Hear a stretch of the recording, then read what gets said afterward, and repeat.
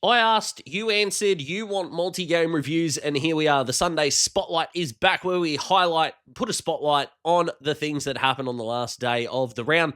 And what a Sunday this was. The footy gods, if there was any doubt over what should be delivered in terms of content, the footy gods just went, here are three of the best games of the season to sink your teeth into, and I can't wait to do so. So we have three absolute belters, a combined margin of 6 points over 3 games. Could you believe it? I can't wait to dissect all three of these, so let's do it.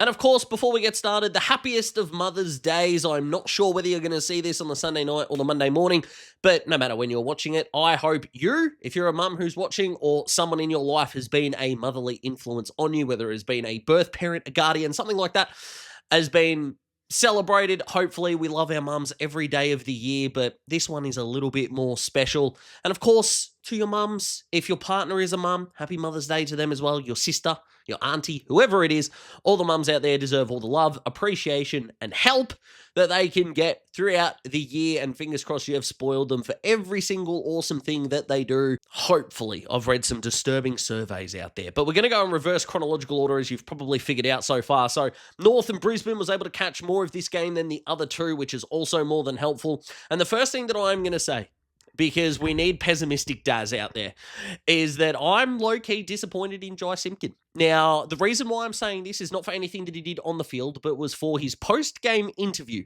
where for seemingly the third or fourth time this season that North were in a position to win the game, and if you take the stats out of it, should have won the game in terms of the last 2.5 minutes. They did so many things right, a couple of things wrong, but just came down to some iffy moments, and I just felt like it was a we're close kind of attitude, and I honestly didn't like it. I think I would have liked to have seen, whether it was him or whether it was someone else, be like, no, this hurts, it sucks. And it's kind of these moments where, I know people don't like it when I swear, but these are the moments where I think we want footy players to express themselves, and I just feel like it would have been better for a North player to just go, this actually fucking sucks. Like, it hurts, and we need to be better. And the reason why I say that is the fear that I've got for North is that they are setting themselves up for a not in the too distant future 80-point belting that is going to reset the hard work that has been implemented by this group. So maybe it's just a case of I don't want them to lose a hard edge, and look, maybe they won't, and I'm just over the top. But that's kind of where I stand on that, because again, they did so many things right. Charlie Coleman played probably his best, I would say, 2.5 quarters as a key defender that I've seen, and his last 5 minutes were epic.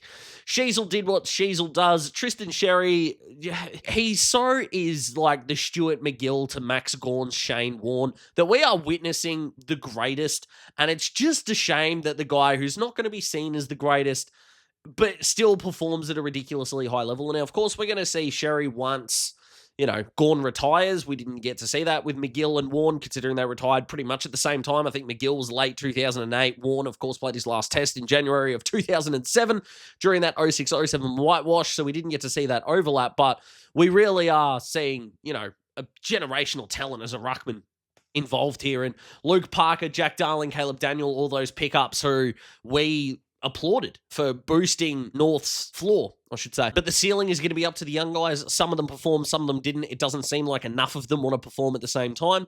And I want to give a shout out to Dylan Stevens, who played probably the best game I've seen him play in a North jumper. And that sidestep goal reminds me of the last really notable number 15 for North, Nicky Del Santo, who used to do that for fun back in the day and who was commentating. And also Brisbane, who, again, I think a lot of people are going to be like, really? Drew, North, Tassie? Yeah, I can understand why some people would be like, well, I don't know how seriously to take them after that performance. But at the end of the day, if you had said that they lost to North, then you would have, piled on them, rightly or wrongly. I would probably say wrongly.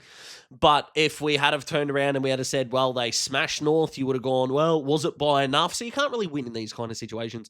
I agree with Lockie Neal a lot. You're going to take the 2 points, you're going to run with it. It's not that big a deal. They did the same thing against the Crows, which I think was on Mother's Day last year as well. So all in all, everything's peachy in terms of the game. As a neutral, it's fun to watch. I highly recommend watching close games with your partner's team when she's pregnant and losing her shit. Shout out to her as a magnificent mother herself already, and of course is going to be once Bubs gets here as well. And sort of, I don't know, is it like the second go? Is that the term? Anyway, this game was awesome. I very much enjoyed watching it, and for a lot of reasons. And at the end of the day, again, Zohar has that shot at goal. Eric Hipwood has that shot at goal. We can pick apart the moments if you want to, but because this isn't my biased Hawthorn video, I really don't think this is the time to do that. But what I will say is that Brisbane went at 72% disposal efficiency and kicked 71 points. That's credit to North defensively, don't get me wrong, but that's poor from Chris Fagan's boys. So both of these guys will reset. I've obviously still got faith in Brisbane. My stock in them will not be selling anytime soon. And North, the stock that I bought in them is not translating to the W's column, which is a real shame. I still like where they're going though, but they need to be better than this at some point. This is a football club that does not know how to win yet, which kind of sucks. But let's move on, shall we? To a club that has made another club their bunny at the other team's home ground, which is incredible. I am so serious when I say this. If Tom Green is getting more disposals than Lachie Ash and Lachie Whitfield, GWS are a much better team. Because I don't care how good they think they are on rebound, on transition, which they were fantastic on transition today against the Cats. GMHBA suits that in a brilliant way. But if they're not winning the ball at stoppage, then it doesn't matter what they try to do on rebound. It doesn't matter what they try to do chipping the ball laterally and doing nothing with it. But GMHBA encourages you to take the game on if you are good enough to do it. And they did it. It had to start somewhere. It started with Tom Green. Blueprint laid out. Beautiful. GWS in the 8. And after last week against the Swans, if they had to drop this one, the fraud video that I put them in, which is currently standing at Adelaide, Sydney, and the Giants being 1-1 since I put that video out, which helps fucking no one, unfortunately. But that's the way that they have to do it. When you've got Green on the inside, Callahan on the outside, you are in a really good place. And they did it magnificently. Again, a lot of people, probably anti-Geelong people, are going to be happy to stick the boot in, I suppose. Bailey Smith's All-Australian season continues. I saw him left out of a couple of All-Australian teams on the weekend, and I just have to ask, how in the hell did you come to that summation? Because he's been that good this year. It's a ridiculous statement, I think, or a ridiculous assertion, I should say, to not have him in there. He is taking the piss in every which way. I have no idea about Bailey's personality, but what I do know is that he has to be out there. Because every Geelong interview is like, we like Bailey being himself. He says what's on his mind. He's a bit out there. And it's kind of like, what does that even mean in terms of who he is as a person? Because, like, I say what's on my mind, but obviously that's how this channel works. I don't think any of you guys would think that makes me, like, a bad person. I don't think Geelong think he's a bad person. But context and tone matter, and it's a shame where they kind of giggle it off and go, yeah, he says, he's a bit out there. I don't know. There's kind of a thing where it's like, none of them are really going, yeah, he's one of my, really good mates at the club. He's assimilated himself perfectly, which is really strange. Now it's working for Bailey and Geelong's culture, which works perfectly. Just an interesting side note that I wanted to go with. Back to the Giants, though. Jesse Hogan, anytime he kicks 7 is a fantastic achievement, and all throughout the afternoon, or what I've been able to watch, it got kind of annoying, and I love the fact that Aaron Cadman went up to a wing, but Jake Riccardi getting in Jesse Hogan's way was really starting to give me the shits. And then the one time he didn't, especially in the second half, and he let the ball come to him, Jake kicked the winner. Now, the Cats had the last 4 scoring shots in this game, so they should have been able to get the job done. But when a game is this good and this close, I struggle sometimes with being like, let's pick the losers apart and go, this mistake. Yes, Blitzav should have kicked the goal. Do you feel worse about Geelong after this game? I don't really. Do I feel better about the Giants? Absolutely. 5 in a row at GMHBA Stadium is an outstanding effort. I liked what I saw from Angove too, the debutant. He looks like he fits in at the level really well, and I hope that GWS go. So that's how contested ball movement works. Yes, that is how it works. Welcome to the party, my friends. And Geelong, I still worry about the midfield. I really do. They need the version of Danger now up forward and Danger 5 years ago. They'd be premiership favourites. They don't. Therefore, they're not. Still got Brisbane and Collingwood ahead of them. I still think they are tied with Gold Coast. But Gold Coast, the Bulldogs and Geelong are kind of tier 2. And my Hawks are kind of tier 2.5. But an epic win from the Giants. They should be super proud of themselves. I know that they will be. And they keep on marching on. They're in the 8. Fingers crossed they can stay there. Because I think now it's 5 out of my 8 predicted top 8 teams are currently in there.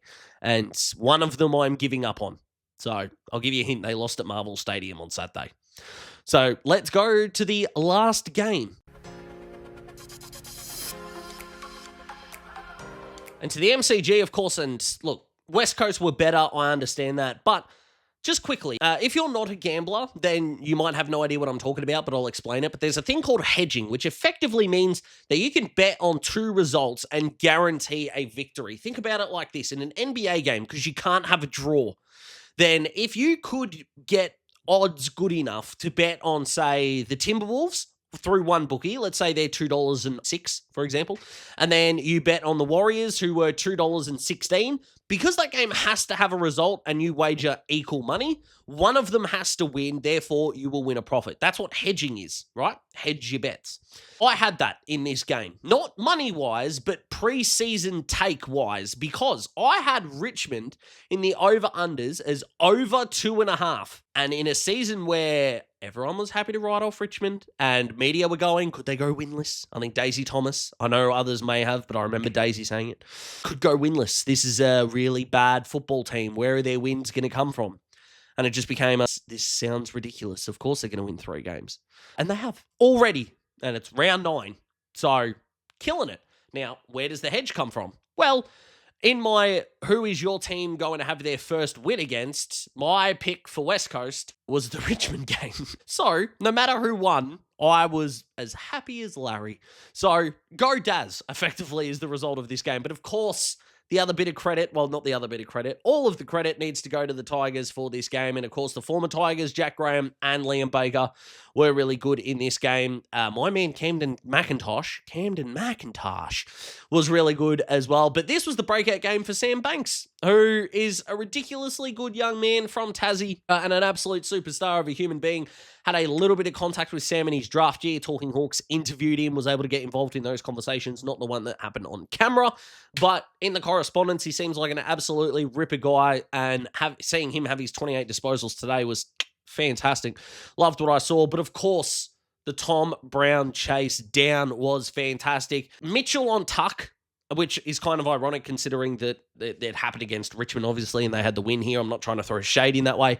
But the rundown tackle streaming inside 50, left of screen, which Mitchell's was on Tucky in 2010. Awesome. And again, anytime that Richmond, West Coast, when it happens, and North, anytime they have a win, it's going to be like, don't be that club. But I think Richmond are kind of separating themselves now. Yes, they've got young guys, and they can be a team that if you take the ball off them, you can get a hold of, but it's not necessarily going to be that big of a pushover. I definitely think once the bye hits and the young guys start to tire, the struggle factor is going to kick in there. I loved seeing Kane McAuliffe. I know it was as a sub, but I'm a big fan of the South Australian, so that was fantastic.